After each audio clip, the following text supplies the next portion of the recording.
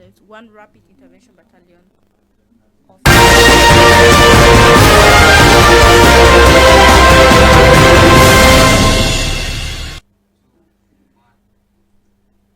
Hello and welcome once again to the Rock News on Rock TV. This edition we debut in talking about 5 suspected Boko Haram fighters who have been killed after a pre-dawn attack on a military camp in Hile Alifa on the Thursday, February 2026. The assault on the newly established B camp also left one rapid intervention battalion officer dead. Echo Susan opens the news with the details.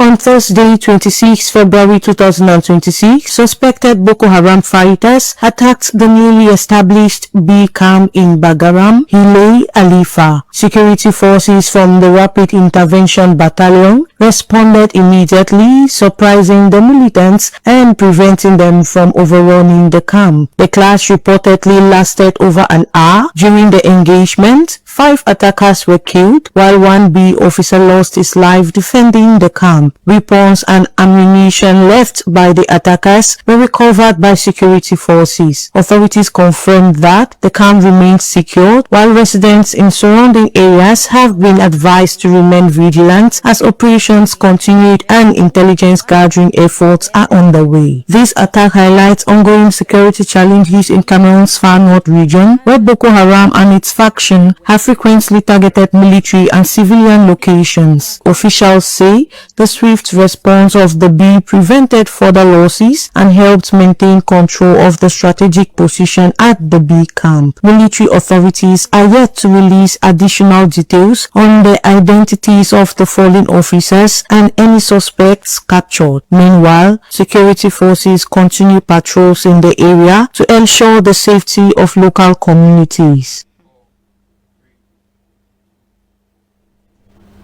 We now talk about the death of Veronique Melonu Mbala, where the culprit has been apprehended and presented to the public on Wednesday, February 25, and 9 days after he committed his crime. He therefore reconstitutes the fact of his murder. Livina Kenju comes back to the crime of the same.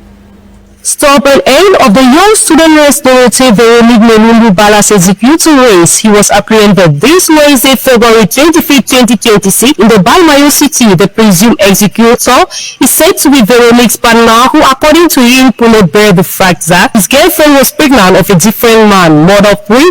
The second year student nurse corpse was discovered on February 19, 2026 in her residence in an advanced state of decomposition after an alert was given by her neighbors. The man who disappeared since the day of this shocking discovery was said to be too violent. Apprehended in Balmayo, he was brought back to San Lelima in the Beli neighborhood where the young lady lives for the reconstitution of fact. According to the criminal, he says he did not acknowledge the fact that he killed his girlfriend after seeing her lie down helpless.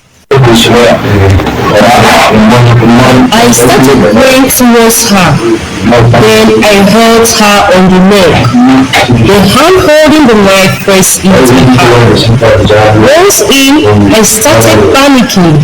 Then withdrew myself with a bottle of water I took from inside. She later went fell on the new mattress I bought for her 2 weeks ago, where she removed the knife. Not acknowledging what I did, I started crying while sitting in front of the door, thinking this was witchcraft.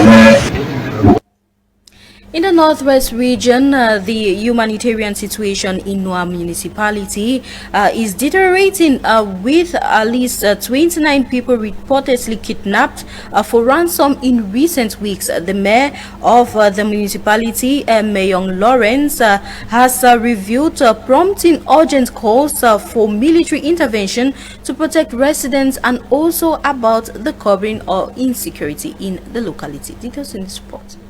The mayor of Noa municipality, Mayong Lawrence, has revealed that at least 29 people have recently been kidnapped for ransom, highlighting the growing humanitarian security crisis in the area. In a memo to government authorities dated recently, the mayor warned that frequent abductions have made life unbearable for residents. Most victims are teachers from local primary schools, along with health workers, traders, and community members. The mayor accused Nigerian assailants of working with local Fulani elements of orchestrating the kidnappings.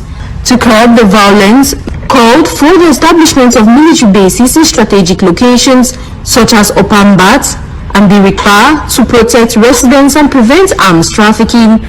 The plea aligns with concerns raised by Muaz MP Adamu Edward Lambe following attacks in Bat village that saw over 200 homes, a school and a church burned with properties looted. Both officials warned that without swift action, the insecurity in NWA could cause broader national risk due to its proximity to the Nigerian border. Residents now hope that government intervention will restore peace and security in the troubled municipality. On the page of economic cooperation, Cameroonian businesses are being positioned at the forefront of a major Africa-Caribbean trade drive as the Africa-Caribbean Investment Summit prepares to commence in Abuja, Nigeria from March 23 to 28, 2026, offering access to combined $40 trillion transatlantic market. Details in this report. Cameroonian entrepreneurs and investors are being invited to explore opportunities within a combined $40 trillion market as the Afri-Caribbean Investment Summit holds in Abuja, Nigeria from March 23 to 28, 2026.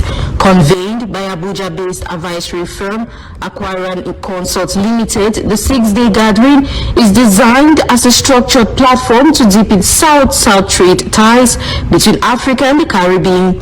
Organizers say Cameroon's strategic position in the SMAC zone and its bilingual advantage make it a mutual gateway for expanding transatlantic commerce.